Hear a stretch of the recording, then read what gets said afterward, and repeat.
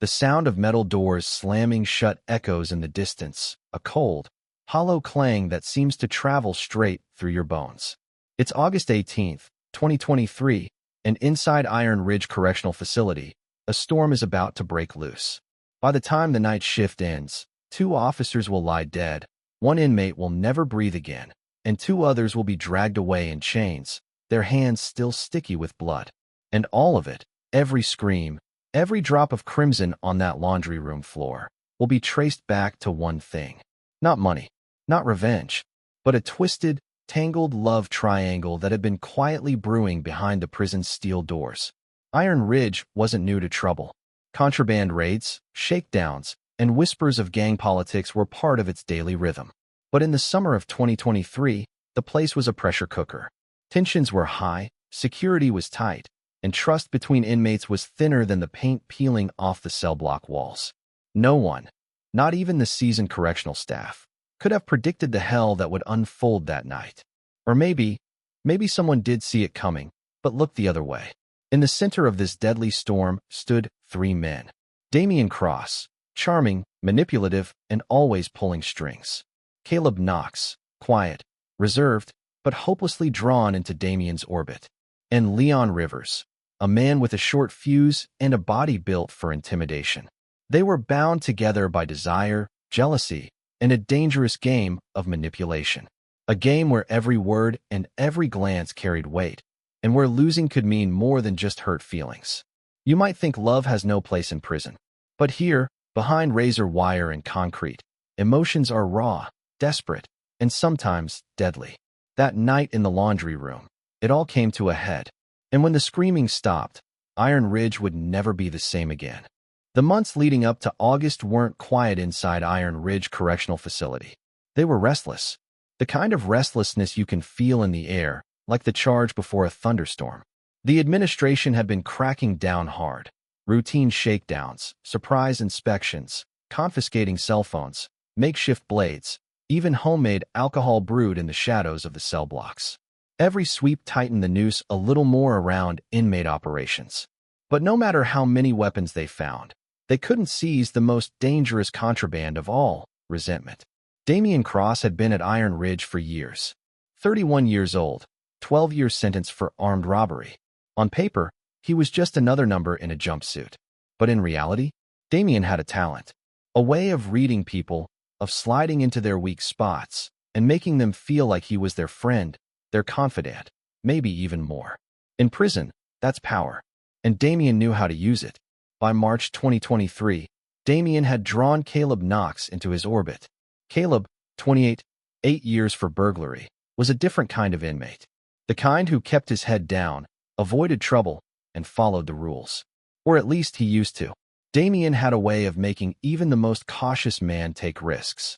Late-night conversations, shared meals, little favors that only someone with connections could pull off, an extra dessert from the kitchen, a fresh bar of soap that wasn't state-issued. Caleb didn't realize it, but every gesture was another thread binding him to Damian. Then came Leon Rivers. Leon, 33, serving 15 years for drug trafficking, had a reputation you could feel before you saw him. Broad-shouldered, quick-tempered, and unpredictable, like a storm cloud that could burst without warning. Guards kept an eye on him, but Leon's rages were as fast as they were sudden. Most of the time, by the time staff arrived, it was already over. When Leon crossed paths with Damian in May, things changed.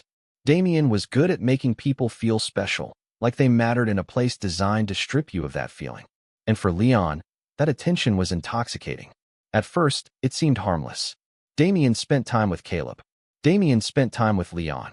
But the human heart doesn't do share and share alike very well, especially not in prison, where isolation and need twist emotions into something fierce and territorial.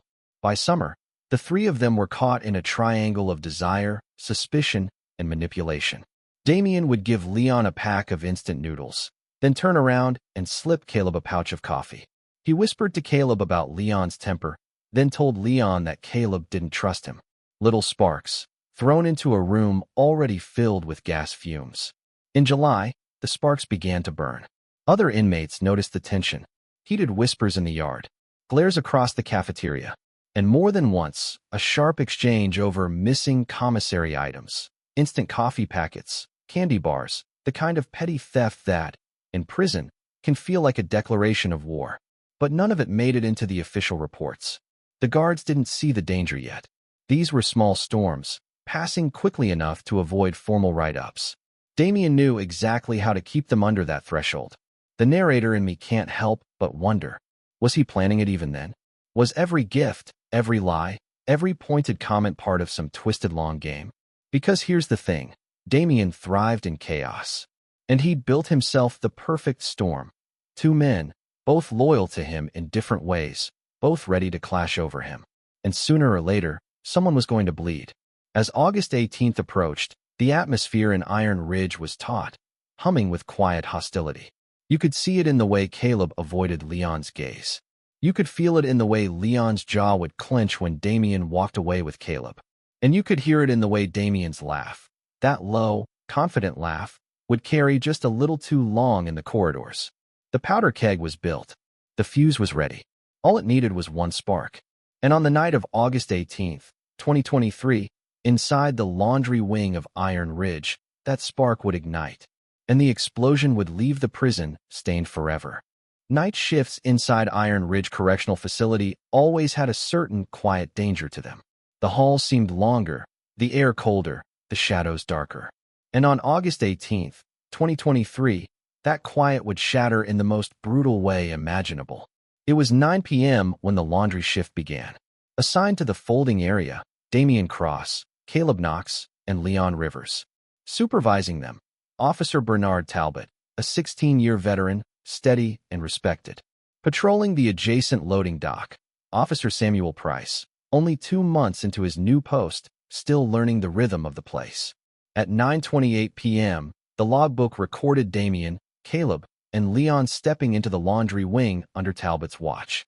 They walked in together, no shouting, no obvious tension. Just 3 men reporting for work. At 9:33 p.m., Officer Price passed through the same door, heading toward the loading dock to check an incoming supply cart. The hallway camera caught it all, the calm before the storm. 9 minutes later, everything broke. At 9:42 p.m., voices rose in the folding section. First, sharp words. Then accusations. Leon's voice, low and angry. "You took my coffee, Caleb. Don't lie to me."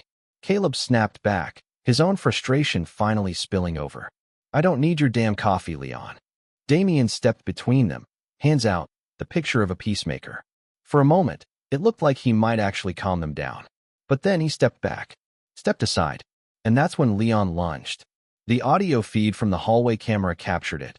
Shouts, scuffling, a metallic clang, the unmistakable ring of metal against tile. Inside, chaos erupted. Talbot shouted for them to stop, his voice sharp with authority. But before he could reach them, Leon spun, and in the blur of movement, an improvised shank flashed in the harsh fluorescent light. Talbot's words cut off in mid-command. He staggered back, clutching his torso. Blood spread across his uniform in dark, ugly blooms. Oh God! Talbot was down. At that exact moment, Officer Price, hearing the commotion, rushed in from the loading dock. He didn't even get to finish his first sentence before he was intercepted. One of the inmates, witnesses would later disagree on who struck first, moved in fast. Another metallic glint. Price gasped, his body jerking as the blade found his neck, then his shoulder, over and over. 4 deep wounds. 4, and then silence. Somewhere in the chaos, Leon let out a strangled groan. A single, brutal strike had pierced his chest, straight through the heart. He fell back, eyes wide, the life draining out of him as the fight collapsed into heavy, wet breathing and the thud of bodies hitting the ground. 9:45 p.m. 3 men, Talbot, Price, and Rivers, lay bleeding on the cold concrete. 2 others, Damien and Caleb, stood over the carnage, their hands slick, their eyes locked on each other as if the rest of the world had stopped existing. Seconds later, the sound of boots thundered down the hallway. The tactical team burst in, weapons drawn, voices booming commands. Damien and Caleb didn't resist. They dropped the bloodied shanks and went to their knees. Talbot was already gone. Price's pulse faded before the medics could stabilize him. Leon was rushed out under guard, but by 10:17 p.m., He too was pronounced dead at the county medical center. The laundry wing was locked down.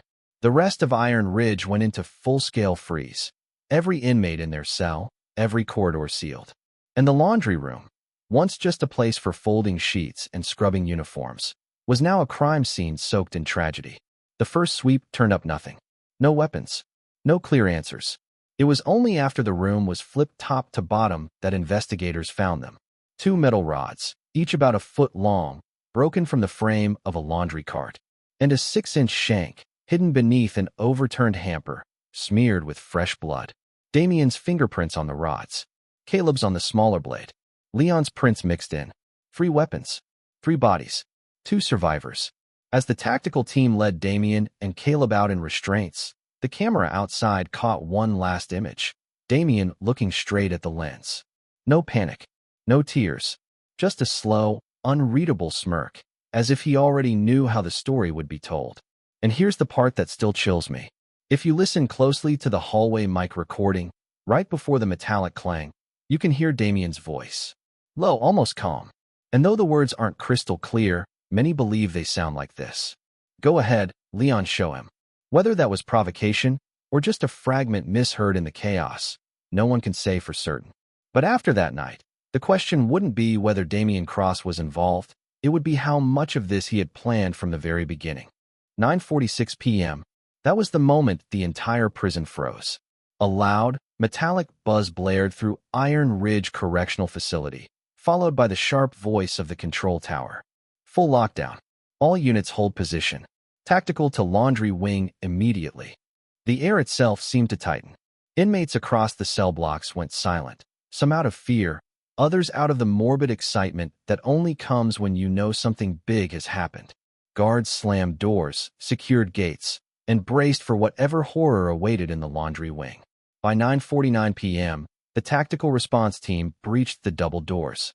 What they saw stayed with them. Blood pooled near an industrial dryer, streaking toward the center folding tables. Officer Bernard Talbot lay face down, his uniform soaked through. Officer Samuel Price was collapsed by the loading dock entrance, his body twisted in an unnatural position.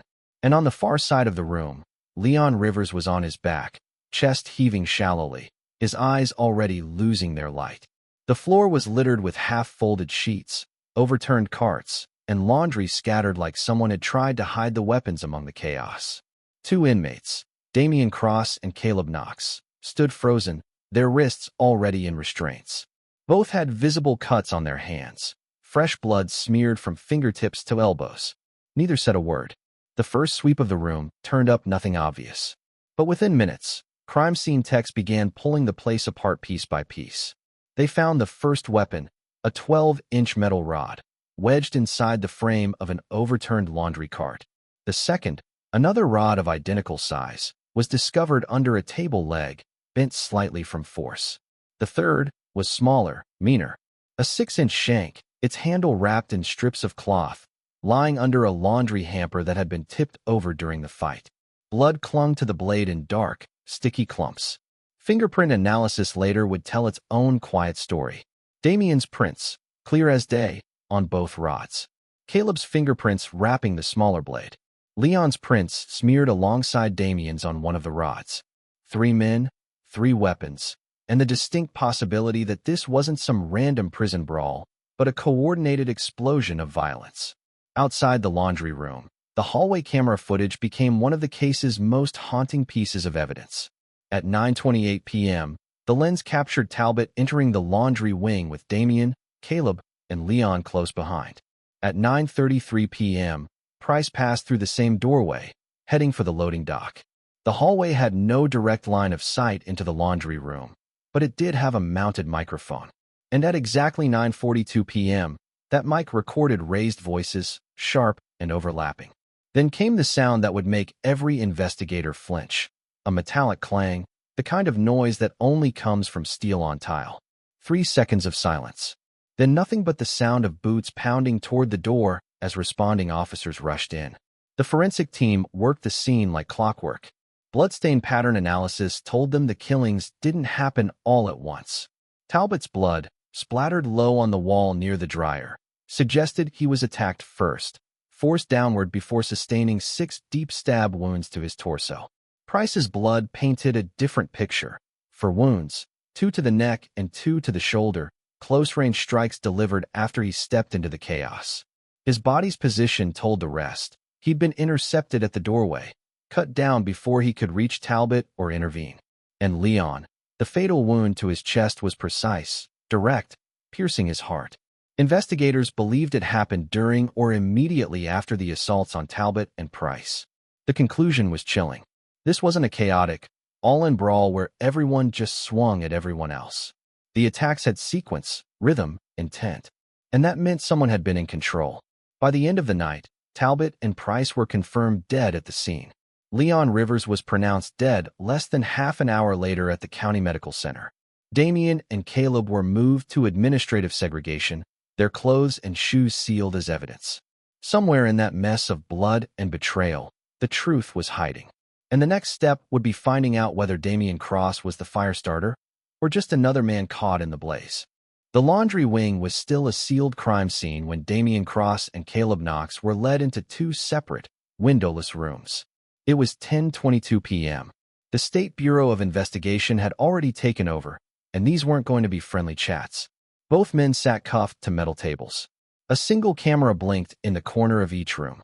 The air smelled faintly of antiseptic, and somewhere down the hall, the hum of an old vent filled the silence. Damien went first. He leaned back in his chair, hands bandaged, a faint smirk tugging at his mouth. According to him, Leon Rivers had been the aggressor from the start. Damien claimed Leon launched himself at Officer Talbot, stabbing him before Damien and Caleb could react.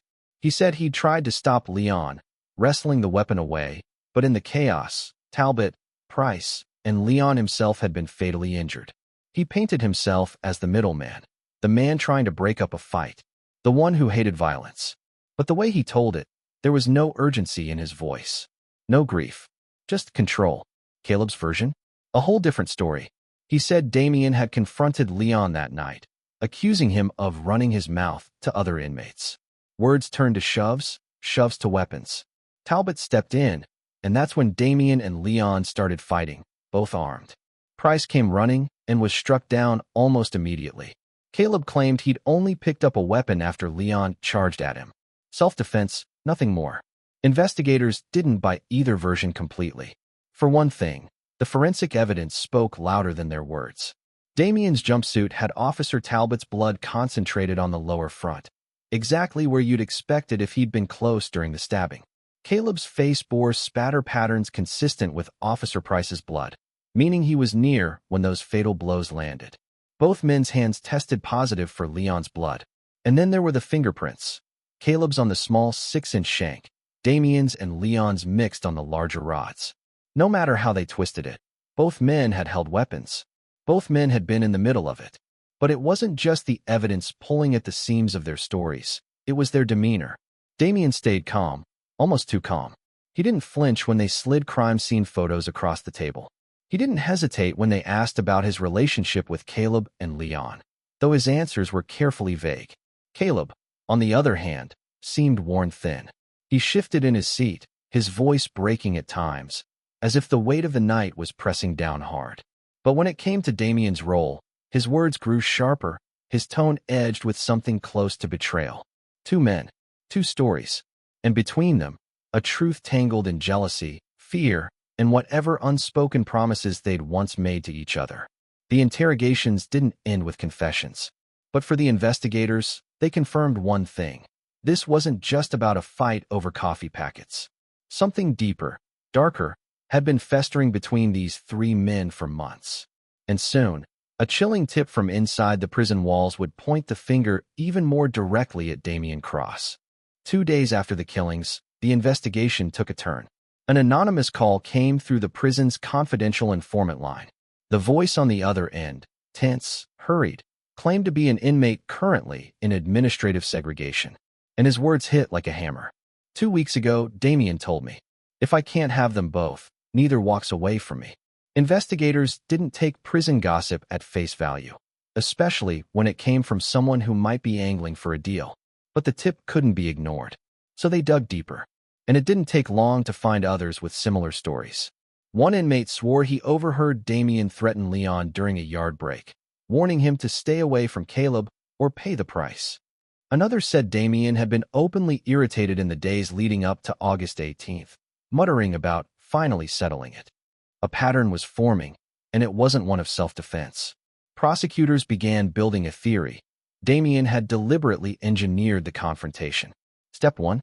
Make sure both Leon Rivers and Caleb Knox were assigned to the same confined work detail, the laundry wing, that night. Step 2. Use his manipulative skill to keep the rivalry between them raw and ready to boil over. Step 3. Be in the room when it all erupted, close enough to control the violence, and, if guards got involved, make sure they wouldn't be able to tell the full story. It was a theory as cold as it was simple. In this version, Officer Bernard Talbot and Officer Samuel Price weren't just unlucky bystanders. They were obstacles. Witnesses. People who could testify about who struck first and why. And that meant they had to be silenced. For investigators, the hardest part wasn't imagining Damien capable of it. His disciplinary history already showed he'd been linked to at least 3 prior inmate disputes, including one in March where Leon had been directly involved. No, the problem was proving it. There was no direct eyewitness to the first blow. Some inmate statements contradicted each other. And while the physical evidence proved Damien and Caleb both handled weapons, it didn't irrefutably show who killed whom first. But the informant's tip. It planted a seed in the minds of the prosecutors. What if the fight over coffee packets was never the real spark? What if Damien Cross had been slowly tightening the screws on both men, making sure jealousy festered until it was ready to explode? The more they looked at the sequence of events, the more it made sense. Damien walking into the laundry wing carrying folded towels, possibly concealing one of the weapons. The other 2 hidden in a repair cart. His decision to step aside instead of stopping the argument. The order of the killings. Talbot first, then Price, then Leon. It all painted the picture of someone who wasn't caught off guard, but someone pulling strings until the room was dripping with blood. If this was true, then Damien hadn't just been a participant in the violence. He had lit the match. And as the case moved toward trial, the question became, would a jury see it the same way? By early October 2023, the case against Damien Cross and Caleb Knox was ready to face the grand jury. The State Bureau of Investigation had compiled everything: forensic reports, autopsy results, the hallway audio, witness statements, surveillance footage. And when the indictments came down, they hit hard. Damien, 2 counts of capital murder, 1 for Officer Bernard Talbot, 1 for Officer Samuel Price, plus first-degree murder for Leon Rivers. Caleb, second-degree murder for Leon's death, and manslaughter for Talbot's death under a theory of reckless participation. Both men pleaded not guilty. The stage was set for a trial that would grip Franklin County. March 2024, the trial opened in a packed courtroom. Reporters filled the first 2 rows, sketch artists hunched over their pads, and correctional officers sat in uniform along the back wall, silent and stone-faced. The prosecution's story. The state wasted no time laying out their theory. Damien Cross had orchestrated the laundry room confrontation. He had manipulated both Leon Rivers and Caleb Knox into a boiling rivalry, then ensured they'd be assigned to the same work shift. When tensions erupted, he struck first, stabbing Officer Talbot, then moved to eliminate anyone who could identify him as the aggressor. The jury saw images of the crime scene, each more haunting than the last. Talbot's body near the industrial dryer, Price lying by the loading dock. Leon's lifeless form sprawled across a blood-smeared floor. A crime scene analyst walked them through the sequence of events using bloodstain pattern analysis. He explained how Talbot's low-angle spatter indicated he was pushed or pulled down before being stabbed, how Price's wounds were consistent with a sudden, close-range attack, the kind that left no time for him to defend himself, and how Leon's fatal wound was delivered with precision, piercing his heart. They showed the jury the weapons. The 2 metal rods with Damien's fingerprints. The smaller shank with Caleb's prints. The mixed prints belonging to Damien and Leon on one rod. Then came the most damning testimony. Inmates who claimed Damien had made threats in the weeks before the killings. The alleged quote, "If I can't have them both, neither walks away from me," hung in the air like a curse. The defense strikes back. Damien's attorney countered with a single, relentless theme: chaos. He told the jury there was no way to determine who delivered which fatal blow, that the shared fingerprints proved nothing more than a frantic, desperate struggle in which everyone grabbed whatever weapon they could. He reminded them that no camera caught the moment the first strike was thrown, that no guard saw the exact sequence, that inmate witnesses had conflicting, unreliable stories, and plenty of personal motives to lie. Caleb's defense team took a different approach. They framed him as a man trapped between two violent forces, Leon's rage and Damien's manipulation. They emphasized the defensive wounds on Caleb's arms, calling them proof he was trying to shield himself. They highlighted the absence of his fingerprints on the weapons that killed Talbot and Price. Testimony that cut deep. The medical examiner's testimony was clinical but devastating. Using diagrams, she traced each wound, explaining how Talbot's injuries would have incapacitated him almost instantly, how Price's neck wounds were fatal within minutes, how Leon's heart had been pierced so cleanly there was no chance of survival. Her calm voice, paired with the projected images of the wounds, made some jurors look away. When Officer Talbot's widow took the stand, her voice cracked as she spoke about his years of service, his plans for retirement, and the way he'd kissed her goodbye that morning like it was any other day. The room was silent except for the sound of her trying not to cry. The final arguments. In closing, the prosecution told the jury this wasn't a random explosion of violence. It was a plan, born of jealousy and control, executed with cold calculation. The defense warned them against filling in gaps with speculation. When you don't know for sure, Damien's attorney said, you don't destroy a man's life based on maybe. But everyone in that room knew. Lives had already been destroyed. On April 11, 2024, the jury returned its verdict. Damien Cross, guilty on both counts of capital murder. Guilty of first-degree murder. Sentence, life imprisonment without the possibility of parole. Caleb Knox, acquitted of manslaughter for Talbot's death. Guilty of voluntary manslaughter in Leon's killing. Sentence, 18 years in state custody. The verdicts closed one chapter of the case. But for the families of Talbot and Price, and for the men still locked behind Iron Ridge's walls, the shadow of that night would never really fade. The verdict was read, the gavel fell, and the courtroom emptied, but for Iron Ridge Correctional Facility, the echoes of August 18, 2023, would never die out. For the families of Officer Bernard Talbot and Officer Samuel Price, justice had come in the form of life sentences and long prison terms. But it wasn't the kind of justice that healed. It didn't bring them back. It didn't erase the image of their loved ones' last moments, spent in a laundry room that should have been routine, mundane, safe. Damien Cross would spend the rest of his life behind bars, with no hope of walking free.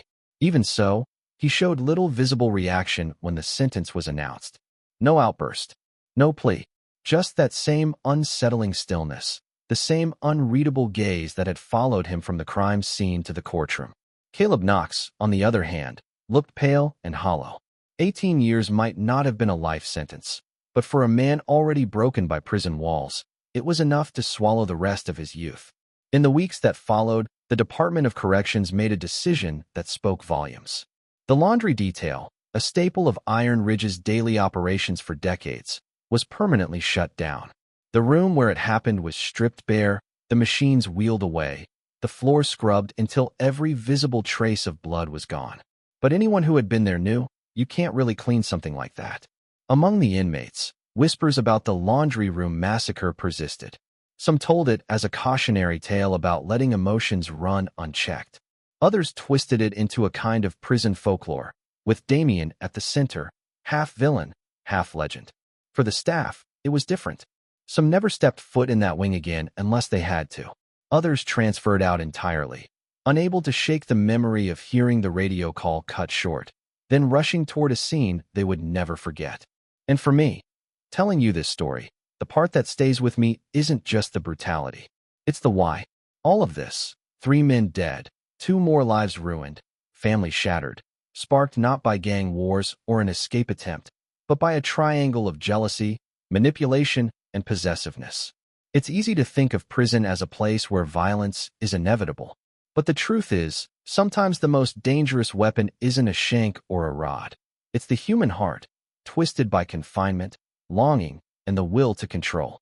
In the end, Damien didn't just destroy two men he claimed to care about. He took down two officers who had come to work that night expecting nothing more than another shift. He left an entire facility scarred. And he proved one thing beyond doubt. When love turns toxic and control turns to obsession, it can kill far more than just the people in its grip.